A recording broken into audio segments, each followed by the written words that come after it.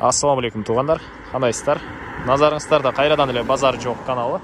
Бүгін 17 сентябрь 2022 жыл. Мен Карл Маркс жол болса 2 атты Октябрьский айылында жүрөм туғандар. Ушул жерден бир сатылуучу чоң мал сарай, времянка 66 сотық жер менен сатылып атыптыр.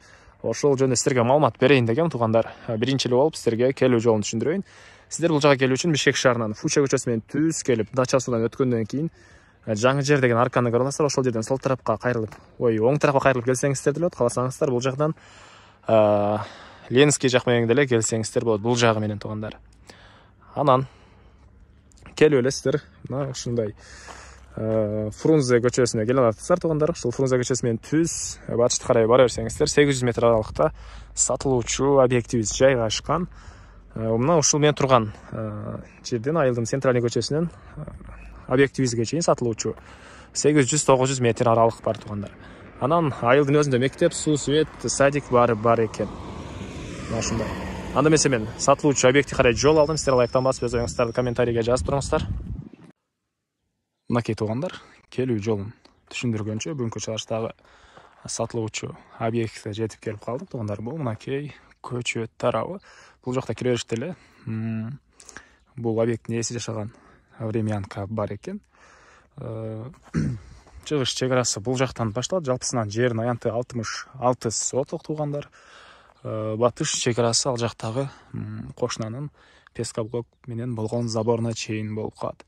Көрүп турганыңыздардай свет бар тугандар, суу бар экен. Бул жакта арыктан келген суу деле бар. Суудан эч кандай проблема жок. Кааласаңыздар бул жака сууга чыгарып, кичине жер иштетсеңиздер деле болгодай көрүнөт тугандар.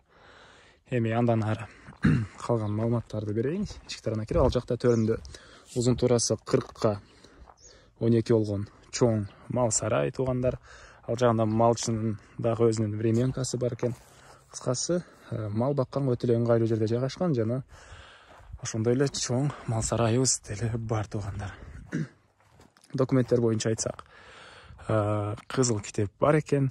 Анан бул жерде балдарыңыздар менен жашасаңыздар деле кенен бул Октябрьский, Карл Маркска мектепке, садикке барып келсеңиздер болот. Анча деле алыс эмес. Мына бул жерден көрүнө турат. Жакын жерде жайгашкан тугандар. Андан ары сиздерге азыр биринчи болуп бул времянканы ички тарабын көргөзөйүн. Андан соң хоросуна чыгып да калган маалыматтарды берем тугандар. Бул мынакей времянкасы. Ушундай бышпаган кирпичтейбиз. Улай менен саман менен бүтүрүлгөн тугандар. Бул ички тарабы. Отопление бар экен тугандар, парай отопление. Бул жакта чоң бир бөлмө. Түштүк тарабынан чоң терезе орнотулуптур тугандар. Андан ары ушул жерден оң тарапка кайрылсак, бул жакта дагы бир мондай бөлмө. Кухня тугандар. Ички тарабынан раковина орнотулуп, суу чыгарылган. Окей. Мына ушундай көрүнүштөр жана бул жакта санузел бар тугандар. Суу арестон менен жууйт.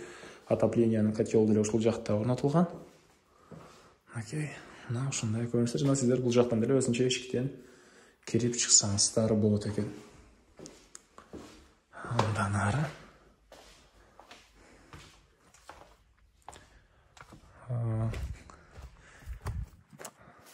чыгыш чек арасы бул жактагы могу жаш бактардан болуп калат экен мындайынан тугандар. Келсеңиздер кызыл китеп бар. Жер ээси сиздерге чек араларын тактап көргөзүп берет. Кызыл китеп бар тугандар. Бул времянкабыздын түндүк тарабы жана бул жакта узун туурасы 40-ка 12 болгон чоң мал сарай. Бул жакта очокана жана ал жакта малчы жалдасаңыздар, малчынын дагы өзүнүн времянкасы бар экен. Анан түндүк чек арасы бул чоң теректердин ары жагына чейин болуп калат. Азыр видеонун жүрүшүндө көргөзөм.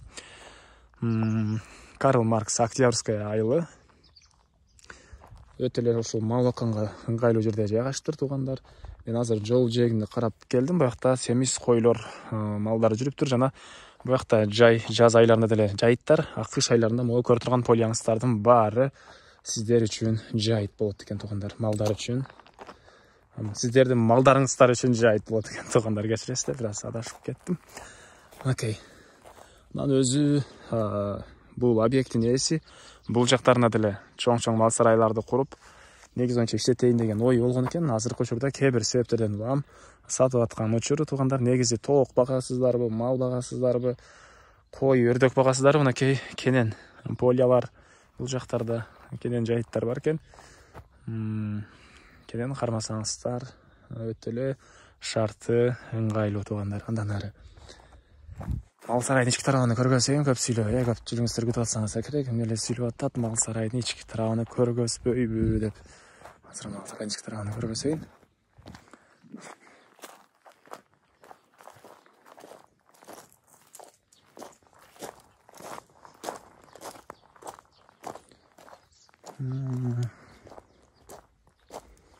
Так, окей.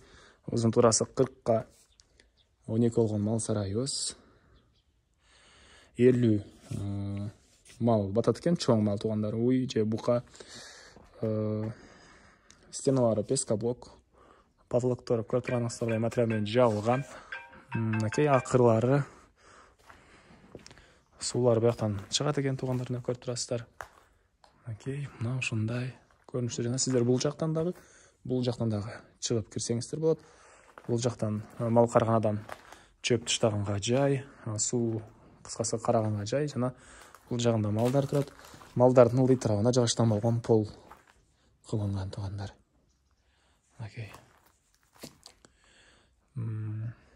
Ар бир 2,5 метр аралыктарда мондай терезелер деле коюлуптур. Анан батыш төрүндө объекттин ээси негизи жем чөп сактачу экен, как сене бал катары колдончу экен туугандар. Бирок ал жака сиздер кааласаңыздар кой кармасаңыздар деле болот деген оюн айтты. Мен өзүм чөп жана жем кармайт элем, сактачу элем дейт. Окей. Кээ бир туугандарыбыз комментарийде ушул кичине негатив жазгандары деле бар туугандар. Колуңуздарга камераны кармап бир аз сүйлөп көрүңүздөр. Ушул негатив жазгандар сүрдөнүү болот, адашуу болот. Колдон келишинче кээ бир адашууларга көңүл бурбай, сиздерге эгер ушул объект кызыктуу болсо, объектти көңүл коюп карай бериңиздер туугандар. Анан негизи негатив жазган деле жакшы, ал мен өзүмдү өзүм оңдогонго деле көп эле жардам болот. Мен темадан чыкпайын. Бул жакта очокана туугандар, чоң үч очогу бар экен, көрүп турасыздар. Ал жактан өзүнчө эшик менен кирсеңиздер деле болот. Андан ары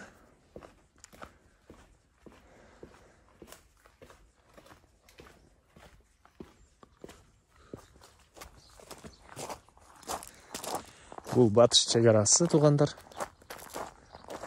Ошол негатив жазгандар балким анчалык кооздоп сүйлөй албай аткандырмын, бирок мен кооздоп сүйлөгөндөн эмне пайда? Объект кызыктуу болсо, объектти көрүңүздөр туугандар. Ошол объект жөнүндө гана факт айтам мен. Анан кооздоп мохо дарыянын жээги, көлдүн бою бир нерсе деген фантазиялар анча деле эмес туугандар. По факту маалымат айтканга аракет кылам. Бул жакта село сактаганга жер болгон экен. Көрүп турасыздар. Батыш чек арасы бул пескоблокторго чейин болуп калат. Түштүк чек арасы жанакы жолдун жээгине чейин. Анан бул жакта туугандар мынакей почти курулуш материалдарына жарап калган көп эле түп мондай терек бар экен.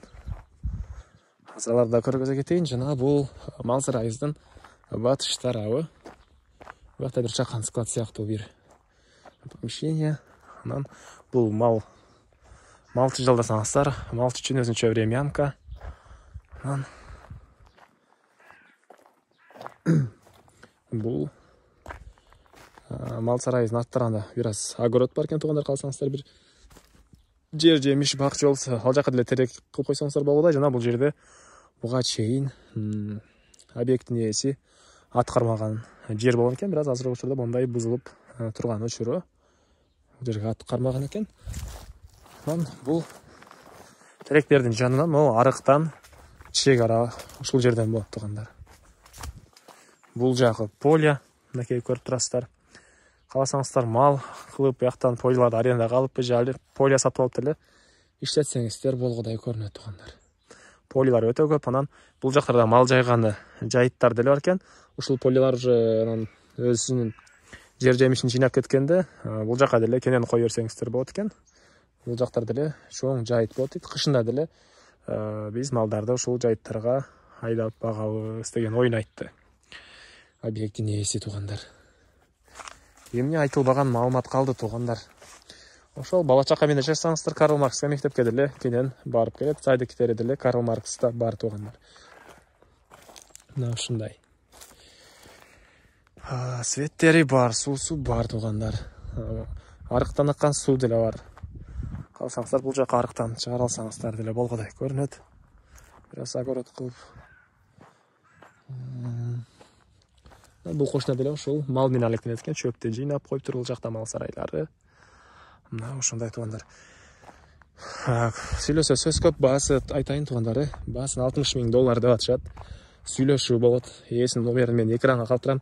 Ээси деген номерге чалыңыздар туугандар. Базар жок каналынын деген номери да турат. Ал 4-5 секунд чыгат. Ал сиздер үй сатсаңыздар ошол номерге чалып реклама берсеңиздер болот. Ээси деген номерге чалсаңыздар, ал ээси ушул объекттин ээсине чалган болосуздар. Мына ушундай. Анан достор менен, группалар менен бөлүшсөңүздөр, мага объекттин ээсине чоң жардам берген болосуздар. Мал караган, ушул мал сарайга кызыккан досторуңуздар менен, туугандарыңыздар менен бөлүшүп, группалар менен бөлүшүп кетиңиздер туугандар. Ал нерсе мага объекттин ээсине чоң жардам болот. Анда эмесе мен сиздер менен коштошом, кийинки чыгарышка чейин саламатта калыңыздар.